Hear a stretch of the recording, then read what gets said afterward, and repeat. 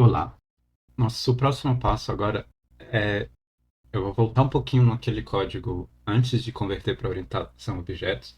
Vou repensar uma outra maneira de eliminar essas variáveis globais e de criar códigos um pouco mais reaproveitáveis.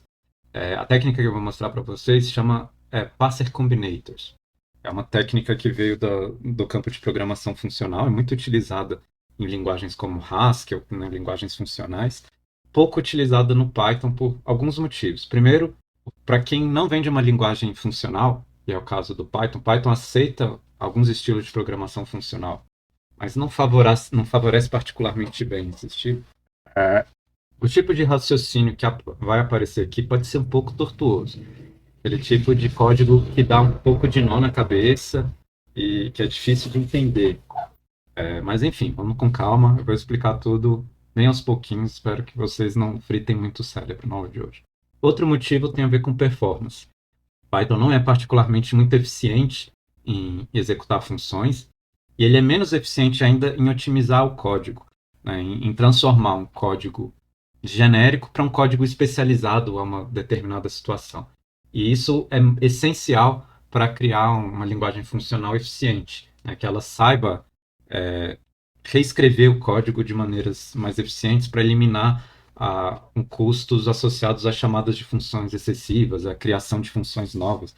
O Python é muito literal, ele não faz praticamente nenhuma otimização no código e esse estilo sofre particularmente muito com essa abordagem, tá? Mas, dito isso, vamos lá, vamos criar o Parser Combinator em Python. Aí, o que é um Parser Combinator? A ideia do Parser Combinator é o seguinte, criar o nosso leitor de arquivos, ou leitor de linguagem de programação, baseados em pequenos leitores. Só voltar um pouquinho na origem da palavra. Parsing, em inglês, significa analisar. Um parser é um analisador. E, do ponto de vista de compiladores, essa análise normalmente está associada à análise sintática de um código, né? Tentar identificar se um código ou um texto obedece uma determinada estrutura. Que nem a gente fazer em português análise sintática de frases, para verificar se as frases possuem uma estrutura formal correta, né? Por exemplo, se segue sujeito, verbo e objeto, coisas do gênero. Isso não faz nenhum julgamento sobre a semântica da linguagem, né? Ou seja, eu posso ter um código sintaticamente correto, mas semanticamente errado. Por exemplo, se eu falar que a posição é 1 dividido por 0. A sintaxe está correta, mas vai dar um erro na hora de executar porque tem uma divisão por 0. Isso aqui é muito óbvio, esse erro aqui qualquer um consegue identificar imediatamente, mas ele pode aparecer de maneiras mais sutis. Coisas como isso, x igual a 0. Ou talvez mais sutis ainda, né? Do tipo x é igual a y menos z e y igual a 1 e z também igual a 1. Tá? Então, é difícil identificar, de maneira geral, é difícil identificar se um código vai terminar a execução de maneira bem sucedida ou não. Na verdade, é rigorosamente impossível fazer isso de forma genérica para qualquer linguagem de programação minimamente genérica, né? Minimamente competente. Então, vamos voltar aqui para o nosso problema de criar o tal do Parser Combinator, combinador de parsers, ou combinador de analisadores sintáticos. A ideia do Parser Combinator é, então, começar a pensar um pouquinho o que é um analisador sintático, na sua essência, e como eu posso compor diferentes analisadores sintáticos para formar leitores de linguagens cada vez mais complicadas. Então, a ideia do Parser Combinator é criar um leitor que consiga ler coisas muito simples, por exemplo, que consiga ler somente o true. E a partir daí eu componho esse leitor com outros leitores que leem coisas mais complicadas. Por exemplo, um leitor que lê false, ou que leia null, ou que depois leia um número, enfim. A partir daí, né, eu vou compondo a linguagem a partir da composição, né, montando esses leitores como se fossem peças de Lego, quase. E esse estilo é muito bom para reaproveitamento de código. Uma vez que a gente cria essas operações básicas, elas podem ser reaproveitadas em vários contextos e reutilizadas de uma maneira muito mais eficiente que o exemplo de orientação a objetos que eu dei antes. Então, dito isso, vamos lá. Vamos falar o que é um parser e começar a transformar esse código nesse estilo dos parser combinator. Então, um parser, né, nessa linguagem do parser combinator, é o seguinte. Ele recebe um estado de parsing, que no nosso caso aqui era a string e a posição de leitura na string. Tá? O estado pode ser representado de outras maneiras, não importa. Eu recebo um estado e retorno, então vou colocar aqui estado. Eu vou declarar isso de maneira um pouco mais formal, pedir ajuda para o nosso próprio editor de texto. Tá? Então eu vou falar que o estado é uma tupla que contém um inteiro, que é a posição de leitura, e uma string, certo? Só um alerta, essa sintaxe é nova, ela existe só a partir do Python 3.9. Né? Em geral, eu não posso criar, como que chama, declarar tipos dessa maneira. Tenho que importar esses tipos. Então, typing, import tuple. Eu tenho que importar esses tipos do módulo typing e usar os tipos do typing, e não os tipos padrão. Eu não vou fazer isso porque é inconveniente, ou vou fazer isso. Não, vou fazer isso para o código funcionar nas versões mais antigas. Não vou exigir que todo mundo tenha Python 3.9. Tá, e o próximo é callable, que é basicamente o tipo que representa funções. Então o que vai ser um parser? Ele é uma função, callable, que recebe um estado como primeiro argumento, e aqui eu coloco o tipo de retorno. E o que ele faz no retorno? Ele retorna qualquer coisa, na verdade não qualquer coisa, ele retorna uma tupla com um novo estado e o valor que foi lido. Tá? Esse valor pode ser qualquer coisa, em princípio pode ser um número, uma string, uma lista de coisas, enfim. Tá? A ideia básica do parser é essa, então, é ler um estado, não confundir esse ST com string, estado, e retorna uma tupla do mesmo no estado atualizado com um valor qualquer, certo? Isso seria o parser. Deixa eu dar um exemplo de implementação de parser. Imagina que meu estado seja dado dessa maneira, né? Um inteiro, uma string. Então eu posso decompor esses dois elementos do estado da seguinte maneira. Eu posso falar que a posição e o código-fonte são dados pelo estado. Né? O estado, eu estou desconstruindo o estado nesses dois elementos. Essa sintaxe do Python para isso. Eu abri a tupla, que tinha dois elementos, nas duas variáveis do lado esquerdo. Tá? Então eu desconstruí o estado. E o que eu vou fazer com isso? Vou dar um exemplo de um leitor ultra simples que lê a variável true. Tá? Então eu vou chamar de true parser. Ou talvez mais simples ainda, só de true. True é um parser que lê true de uma string. Aí o que ele vai fazer? Ele basicamente vai fazer essa operação. Vamos copiar aqui e alterar. Ele vai verificar se a string começa com true na posição atual. Se isso for verdade, o que eu faço? Eu retorno true, mas aqui eu não preciso, eu não devo retornar mais true somente. Tenho que retornar uma tupla com o novo estado e o true. E o novo estado é o quê? É uma tupla. Vamos escrever o novo estado aqui com a posição e o código. Tá? Essa posição eu poderia incrementar aqui, mas talvez fique mais elegante tirar essa linha e falar que a posição incrementada por 4 é o tanto que eu alterei na posição no novo estado e true. Então eu retorno esse novo estado e a variável true. Caso contrário, é um erro. Tá certo? E eu vou generalizar isso aqui. Ao invés de criar um syntax erro logo de cara, eu vou chamar a função passando esse estado st, criar uma função error, recebe o estado e uma mensagem e retorna um syntax error. Por enquanto, ela ignora a mensagem, mas no futuro a gente pode usar esse estado para, por exemplo, identificar em qual linha que aconteceu o erro, imprimir uma mensagem um pouco mais útil do que essa. Esperava true, encontrei alguma outra coisa. Vamos testar essa ideia agora. Né? Eu vou trocar a implementação da minha função loads, apagar tudo isso, e vou tentar fazer um loads que leia somente um true. A ideia aqui é ler o true, eu tenho que passar um estado inicial, que vai ser aquele texto, foi passar, aliás, o estado, desculpa, é a posição e texto, então vai ser na posição 0, com um argumento que foi passado para a função loads.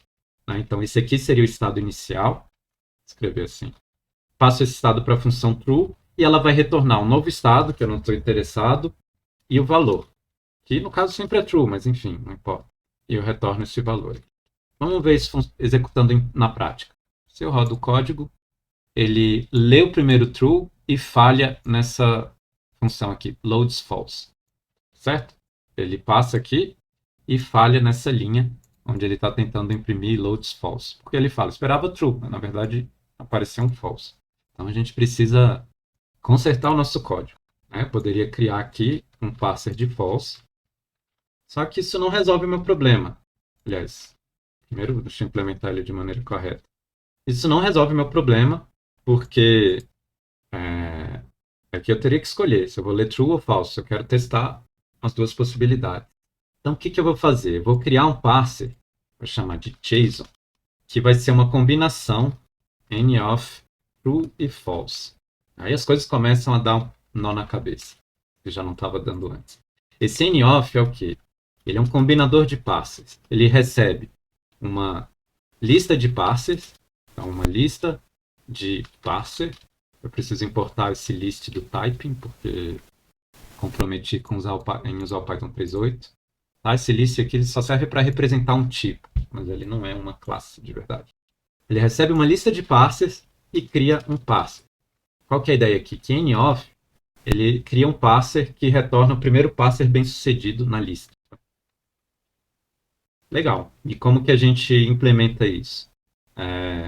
Aí, uns 500. Lembrando que um parser é uma função que recebe um estado e retorna uma tupla. Então, possivelmente eu tenho que criar uma função dentro da minha função que recebe um estado e retorna uma tupla de estado qualquer coisa. Deu para entender a ideia aqui. Eu vou retornar essa função. Tá? Agora no meu loads eu vou usar JSON, mas antes de executar o código eu preciso implementar esse parser. E como que a gente faz isso? Vamos começar andando pela lista de parsers. Para cada parser na lista de parser, eu vou tentar executar o parser e ver o que acontece. Ou seja, eu passo o estado para o parser. Se ele for bem sucedido, ele vai cuspir um novo estado, chamado de estado underline, e um valor. A ideia aqui é o seguinte: se isso aqui for bem sucedido, eu retorno esse novo estado e valor. Ou melhor, eu posso simplesmente falar para ele, retorna. Se o parser falhar, ele provavelmente vai falhar com um syntax error, eu continuo. Continuo para o próximo passo. Pode acontecer ele tentar todos os parsers nessa lista e todos falharem. Tá? Se isso acontecer, vai alcançar essa parte do código depois do for. E aqui é um erro. Raise. E esse erro, eu vou passar o estado atual e, sei lá, falar qualquer coisa. Aquele problema de computação, de misturar inglês e português de forma caótica e liberal. Vamos lá. Agora eu executo e a true e false deram true, porque eu copiei e colei a implementação de true e acrescentei um bug. Não tem um bug não, o bug já estava lá, eu não tirei esse bug. Né? O resultado de fazer um parsing de um false deveria ser false, não true. Vamos rodar. Agora funcionou, ele leu true, false e falha no próximo, que é o null. Sempre que eu copio e colo o código, isso deve dar uma certa culpa, ou pelo menos um incômodo no estômago. Não é bom. Copiar e colar código é uma má prática, porque existem várias coisas para serem reaproveitadas aqui. Eu posso tentar generalizar essa função para uma função que tanto true e false reaproveitem. Tá? E como que eu vou fazer isso? Eu vou criar uma função que leia um literal. Tá? E o que essa função que lê um literal faz? Ela recebe uma string literal e retorna um parser, que vai ler aquele literal. Na verdade, ela não pode receber somente uma string, ela precisa receber um valor também, e esse valor vai ser o valor que ela retorna caso a leitura daquele literal tenha sido bem sucedida. Eu posso dar um valor padrão para esse valor, de none, mas opcionalmente o usuário pode fornecer outro valor. Então como que a gente implementa isso? Vou criar um parser, que é o resultado da função. E como que esse parser funciona? Deixa eu apagar essas duas implementações aqui. O parser que lê um valor literal. Então, parser que lê um valor literal e retorna um valor value, se for bem sucedido, pode ser implementado dessa seguinte maneira. Eu vou reaproveitar a lógica do true e false, só modificar algumas coisinhas. Primeiro, eu não quero ler true, quero ver se começa com true, quero ver se começa com aquele valor literal. Depois, eu não incremento por 4, eu incremento pelo tamanho do literal. Se o literal tiver uma única letra, eu incremento por 1. Se tiver 4 por 4, 5 por 5, e assim por diante. E o resultado não é true. Eu generalizo para o resultado ser value. Tá? E finalmente, essa string aqui precisa ser atualizada. Eu não espero true, eu espero o literal. Eu vou marcar essa string como uma string de formatação, eu já comentei isso antes. Então ele vai substituir o valor do literal aqui. E eu vou fazer o seguinte, colocar esse exclamação R serve para a gente manter as aspas da string quando interpolar a string aqui dentro. Vamos executar esse... Aliás, não vou executar nada, porque agora eu apaguei a implementação de true e false, mas tendo essa função, a implementação dessas duas alternativas fica trivial. True é o quê? É um literal true, retornando true. O parser de false vai ser um literal, ele lê a palavra literal false e retorno false do Python. E já de quebra eu implemento do null. Coloquei false, null. Null retorna não. E aqui eu já posso colocar as três opções, true, false e null, esses três parsers. Beleza. Então, o nosso parser está melhorando, ele já consegue passar nos primeiros três testes que verificam os três literais. Tá? Ali falha aqui no loads 42. A gente pode passar nesse teste roubando, mas dá para fazer melhor que isso. Né? Eu posso passar nesse teste roubando, fingindo que o number simplesmente lê um número literal, mas não tem graça. Vamos implementar essa função direito. Tá? Lembrando que o number é um parser, então ele recebe um estado, retorna uma tupla de um estado com valor qualquer. E agora vamos executar, implementar o number. Então vamos olhar a implementação do leitor de número e ver o que dá para aproveitar. Originalmente, cadê? Read number, apagar daqui e criar o parser de number. Tá? Como eu faço isso? Eu tenho que ler um estado e retornar uma tupla com o estado e o número. Tá? Então eu posso até falar que esse n, nesse caso específico, é um inteiro. Então o primeiro passo é decompor o estado na posição e no código-fonte. Certo? E a partir daqui tudo continua de forma muito parecida, né? Eu vou marcar essa posição final, posso andar num while enquanto a posição de leitura contiver um dígito, né? Incremento o estado final, extrai um número fazendo esse fatiamento da posição inicial até a posição final. A posição final vai virar o pos-end, e é aqui que está a mudança, né? Ao invés de retornar simplesmente o número, por isso que ele está reclamando, eu preciso retornar uma tupla com o número e o novo estado. Tá? Então, qual que é esse novo estado? Ele contém a nova posição, que é pos-end, então posso apagar essa linha, e o código-fonte, src. Tá certo? Então, esse é o nosso leitor de números. Se eu executar aqui, o que acontece? Ele leu 42. Então, já passou mais um teste. Nosso próximo teste, lê uma string. Eu vou fazer algo parecido, eu vou reaproveitar a implementação que a gente já tinha, readString, e converter para um parser. Deixa eu avisar aqui que ele lê uma string, mas agora eu não vou chamar mais de readString, é um parser que recebe um estado e retorna uma tupla do estado com uma string, e o que ele faz é isso.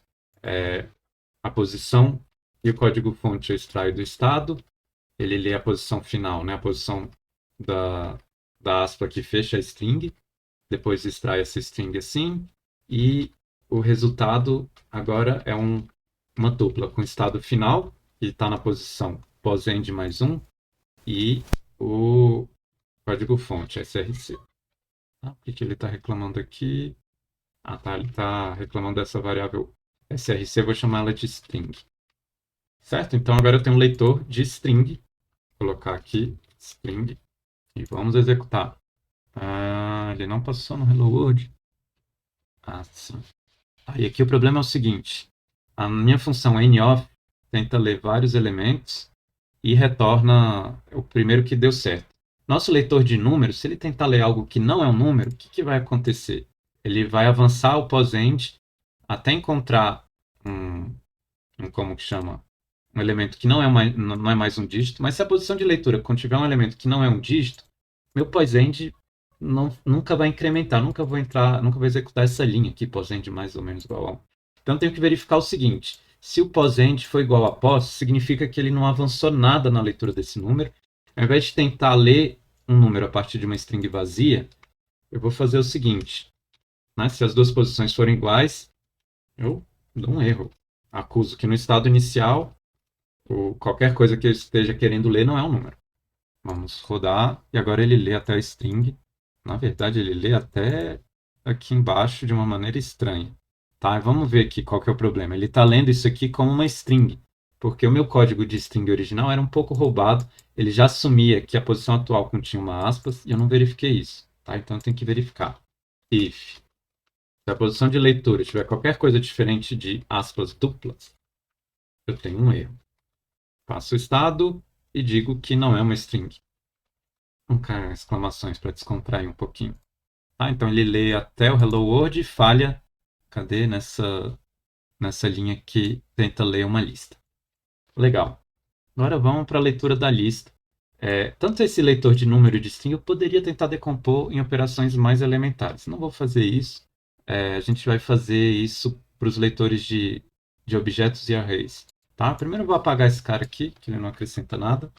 Né? Toda essa função aqui, toda a função readValue, ela é codificada basicamente nessa lista aqui. Né? Um JSON que pode ser qualquer uma dessas coisas. E, bom, enfim, vamos continuar aqui. Vou apagar essa função e eu quero criar o leitor de arrays e depois o leitor de objetos. As duas coisas que estão faltando aqui para a gente. Tá? Então, para ler um array, o que eu preciso? Eu preciso primeiro ler, abre colchetes, conteúdo do array e depois fecha colchetes. E essa lógica de ler o conteúdo do array eu posso reaproveitar. Na verdade, a lógica de ler um abrir colchetes, a lógica de ler o conteúdo do array, tudo isso eu posso decompor em operações mais básicas. Tá? Algo do tipo, para ler um array, eu vou só modificar algumas coisinhas aqui. Eu vou chamar esse JSON de value. Isso aqui é um passo que lê um valor qualquer. Pode estar no meio de um documento JSON. E aqui eu vou chamar de result. Ou eu poderia, melhor ainda, simplesmente dar um return do segundo elemento. Tá? Não precisava decompor o passo. Tá mais simples. Tá? Value é isso. E como que eu consigo criar um array? Um array, eu vou criar algumas operações básicas que ainda não estão implementadas. Um array é uma sequência de um literal que lê abrir colchetes, fecha com um literal que lê fechar colchetes, e aqui no meio eu vou ter vários elementos, né, que seria o conteúdo do array, chamar de elementos. Tá? Mas a gente tem que tomar um pouquinho de cuidado com o jeito que eu implementei essa função. Tá? Porque o parser ele é responsável não só por identificar uma string de código, mas também por retornar um valor. E nesse caso aqui, é um pouco ambíguo. Qual valor eu deveria retornar? O do primeiro parser, do segundo, do terceiro? Então, por isso, eu vou decompor essa função sec em duas funções. Uma é a sec, chama de sec, ela recebe dois passes como argumento. E a outra eu vou chamar de rsec, também recebe dois passes como argumento. E a diferença das duas funções é a seguinte: a sequência vai executar o primeiro parser, depois o segundo, e retorna o resultado do segundo. Já rsec executa o primeiro parser, que é o que lê abrir colchetes e o conteúdo do array, o segundo parser, que é o fechar colchetes, e retorna o resultado do primeiro. Tá? Então, vamos implementar essas duas funções. Depois eu também tenho que implementar o parser de elements. Tudo isso ainda deve estar um pouquinho nebuloso. Vou criar a função sec aqui em cima. Ela recebe parser 1, parser 2 e retorna um outro parser. É um combinador clássico. Recebe dois parser, combina os dois num terceiro parser. Tá? Então, o que é um parser? Recebe estado, retorna essa tuple. Tá? Possivelmente rsec vai ter uma implementação parecida. Então, eu vou copiar e colar aqui. A assinatura da função é igual. O que o sec faz? Ela precisa ler o primeiro parser. Então, eu vou executar P1, passar o estado para P1. Mas o que era um parser? Parser é uma função que recebe um estado e retorna uma tupla com um novo estado atualizado, e um valor, certo? Vou chamar esse valor de V1. Agora, o que eu faço com V1? Esse estado é um estado atualizado, o estado que eu obtive depois de processar o estado inicial com o parser P1. Eu vou passar esse estado para o parser P2 e ele vai me retornar um novo estado e o valor 2. O sec eu defini da seguinte maneira: executa dois parsers e retorna o resultado do segundo. Então eu retorno V2, mas eu não posso retornar só o valor. Lembra que o parser retorna uma tupla, com estado e valor. Então eu vou retornar o novo estado e o valor do segundo parser. Notem aqui que ele está reclamando que a variável V1 não foi usada. Como convenção, eu posso escrever qualquer variável que comece com underscore, e o Python entende que isso é uma convenção para anunciar que a variável é necessária para a sintaxe, mas eu não vou utilizá-la em lugar algum. Tá? Então esse é o sec. rsec vai ser muito parecido, só que no caso eu não vou utilizar o V2, eu vou retornar o estado final, mas o valor que eu passo a partir do rsec é o valor lido pelo primeiro parser. Atualiza a documentação. A gente tem agora essas duas funções, sec e rsec, podem ser utilizadas para criar parsers mais complicados. Eu já utilizei aqui e ainda falta esse elements. O que vão ser elements? Eu vou fingir que a gente possui mais uma função nova. Um outro combinador, o combinador sepBase. que é o combinador que lê várias vezes um determinado parser separado por um outro. Então, eu vou separar por vírgulas, e a vírgula é um parser que eu posso criar assim, literal, ler uma vírgula literal. E o que eu quero ler aqui? Eu quero ler vários valores. Tá? Então, eu vou criar esse parser aqui, sepby, então, separados por vírgula, leia vários valores. O que ele vai fazer? Ele vai retornar uma lista de valores, os valores que ele conseguiu ler. Então, o separador é um parser, o elementos é outro parser, ele retorna outro parser. Então, toda aquela história. Um parser é uma função que recebe um estado e retorna uma tupla com um novo estado e algum valor. Nesse caso, esse novo valor vai ser uma lista de valores. Tá? Então, eu vou escrever aqui, ler lista com 0 ou mais elens separados por sep. Essa é a descrição do meu parser. Tá? E como que a gente faz isso? Eu posso começar primeiro tentando ler um elemento. Né? Então, eu vou criar a nossa lista. Né? Eu vou chamar aqui a lista de elementos, elements. Ela seria uma lista que contém o primeiro elemento que eu vou ler. Então, eu vou executar o meu parser elen, passo o estado, ele vai me retornar um novo estado e o valor, chamar de x. Tá? Eu crio uma lista incluindo aquele x. Se ele não conseguir ler aquele elemento, significa que é uma lista vazia. Então, eu vou colocar isso aqui dentro de um bloco de tentativa. Tento ler esse elemento. Se der um syntax error, eu sei que é uma lista vazia. Eu já retorno essa lista vazia. Legal. Essa lista vazia seria o valor. Eu tenho que retornar uma tupla com um novo estado e o valor.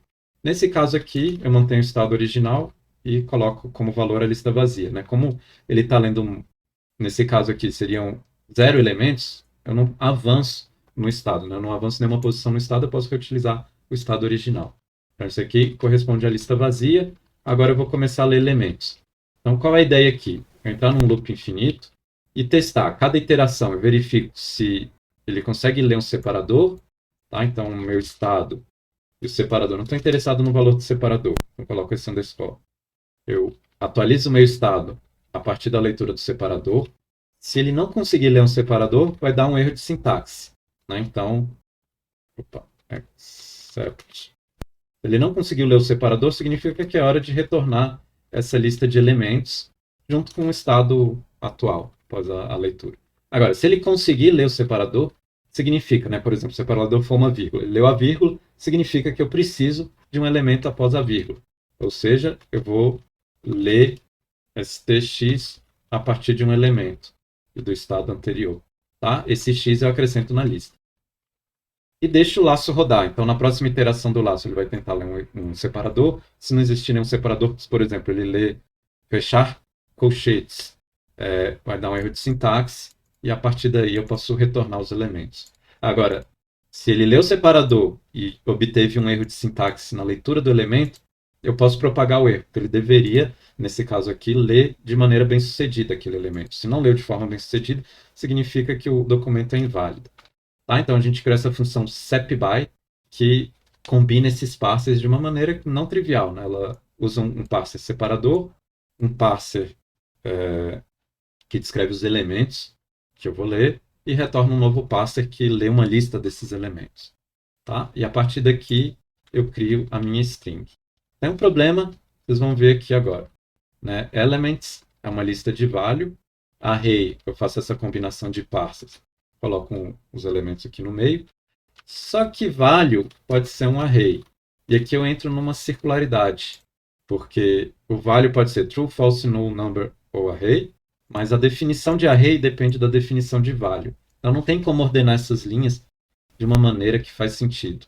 Né? Todas elas vão causar problema em algum lugar. Né? Se eu tentar colocar o array aqui, o value depois do array, eu crio um problema em elements. Né? Eu posso tentar colocar o elements embaixo de value. Mas aí eu crio um problema na declaração de array, porque ele está usando elements antes de definir. Eu vou fazer um truque. Tá? Então, eu vou separar esse array, chamar de JSON options. Tá? Vou apagar o array daqui. E aqui não tem mais problema. Eu posso... Aliás, vou fazer o seguinte. Eu vou falar que JSON options é uma lista vazia. Declaro o meu valor. Tá certo? Agora a gente pode organizar essas coisas à vontade. né? Então eu vou colocar o elements aqui em cima do array, e depois no fim eu preciso incluir todos esses parsers no JSON Options. Então eu vou pegar o JSON Options, estender com todos esses valores. Tá? Essa é uma solução para lidar com essa circularidade da linguagem, né? O array depende de value e value depende de array. Qual que eu coloco primeiro no meu código? Eu vou colocar value, mas eu faço essa lista crescer. Depois que eu declarar o array, posso incluí-lo aqui na lista. Vamos ver se funciona. Funcionou. Olha só, às vezes parece mágica, porque é um código que já deve ter derretido o cérebro de muita pessoa aí, e as coisas simplesmente funcionam. Step by. Eu posso reutilizar esse step by para montar a regra de dicionário. A regra de dicionário é muito parecida com a regra de array, mas agora ele tem uma série de pares. Tá? Cada par eu posso declarar aqui em cima. O que é um par? O par é uma sequência de ler uma chave, que é string, certo? Cadê a minha string? Ah, o string está aqui, a função. Ler uma chave, que é uma string, depois ler um literal, dois pontos. Concorda? Mas a função sec retorna o valor do segundo parser. E esse não é o que eu estou interessado. Eu quero a string, tá certo? Então, eu vou usar rsec. Tá? Então, ele vai retornar a string. Depois, eu preciso, de alguma maneira, compor isso com um... Como que chama? Com um leitor de valor. Um value aqui. Só que não funciona... A função sec não funciona aqui. Porque se eu colocar a função sec, o que vai acontecer? Ele vai ler a chave do dicionário, né, o primeiro elemento do par. Até aqui tudo bem. Mas a função sec, ela executa os dois parsers e retorna o resultado do segundo. Não funciona aqui, eu preciso retornar o resultado dos dois. Então, eu preciso de uma função que leia todos os parsers. Então, eu vou fazer o seguinte, uma função que recebe uma lista de parsers e retorna uma lista com todos os resultados que foram lidos. Eu vou chamar essa função de, vamos ver, sequência, chamá-la de join. Ela junta os dois parsers numa lista. Vamos implementar essa função daqui a pouquinho. Mas antes eu vou adaptar algumas coisas, né? Não é array, é object. Isso conflita com o object nativo do Python, então eu vou chamar de object underscore. E um objeto é delimitado por chaves e não colchetes. Então eu vou trocar aqui. Ele contém vários pares no meio, não vários elementos. Tá? Então está aqui a regra do object, não muito diferente dessa. Notem o seguinte, muito mais compacto que as implementações que a gente utilizou antes. Read array, read object, read pair, read. Vou apagar tudo isso, tá? Que nada mais é necessário. Só preciso implementar join, última função do nosso parser. Tá? O que o join faz? Recebe uma lista de parsers e retorna um parser. Tá? Então, uma descrição para join é essa. Executa todos os passes, agregando os resultados numa lista. Tá? Então, como funciona cada passo? Vou copiar aqui e adaptar. Tá? Então, eu vou pegar essa lista de passes, a ideia que é essa. Os valores, ou results, vamos chamar de results. Começa com uma lista vazia, e para cada parser na lista de parsers, eu vou executá-lo, passando o estado. Ele vai me retornar um estado atualizado e um novo valor. Eu incluo esse valor em results, certo? E no fim das contas eu retorno esses resultados, mas não só os resultados, uma tupla do estado com os resultados. Lembrando que esse n agora no caso vai ser uma lista. Então eu vou retornar essa tupla do novo estado com os resultados. Parou de apitar, parece promissor. Tá, vamos executar isso aqui. Será que funciona? Quase. Não está perfeito, porque ele deveria retornar um dicionário, e aqui ele está retornando uma lista de dois elementos. Vamos modificar esse resultado aqui. Qual operação que eu tenho que fazer? Onde está aqui? Pairs, ele vai juntar cada par, né, separado por vírgula, e juntar todos os resultados numa lista. Né, uma lista de pares. É exatamente o que ele está fazendo. E o que eu preciso fazer com isso? Eu preciso aplicar uma transformação no resultado de um parser. Vou chamar essa operação de map. Qual que é a ideia do map? O Python já tem uma função chamada map que faz algo parecido. Por isso que ele está reclamando. Vou implementar o meu próprio map. Então, o map recebe uma função e um parser, e ela aplica a função no resultado obtido pelo parser. Como que funciona isso? Vamos copiar essa implementação e adaptar. Eu tenho meu parser aqui, pagar tudo isso, executo o parser. Parser do estado vai me retornar um estado e um x, e eu retorno o estado com f de x. Né? Eu aplico x ao resultado. Tá? Então isso altera o valor do resultado. Aqui está tendo um conflito, porque tem um parser aqui e a variável parser. Vou chamar essa variável, esse parser interno aqui, de parser underscore. Agora vamos executar e eu acho que tudo funciona de acordo. Está aqui o meu dicionário, a lista, todos os testes passaram. Foi épico, mas funcionou. Né? Quem está com o cérebro derretido, vocês podem estar se perguntando, mas por que diabo eu vou implementar algo assim? Era tão mais fácil com orientação a objetos? Primeiro, com o tempo a gente se acostuma com essa ideia de criar funções que recebem funções, retornam funções, compõem funções. É algo que vale a pena exercitar. E depois, notem o seguinte, pode parecer que essa implementação está mais longa, mas até aqui, até essa linha, toda essa parte do código é completamente genérica. Eu posso reaproveitar todas essas operações para construir qualquer outro parser. O que é específico do JSON, somente isso.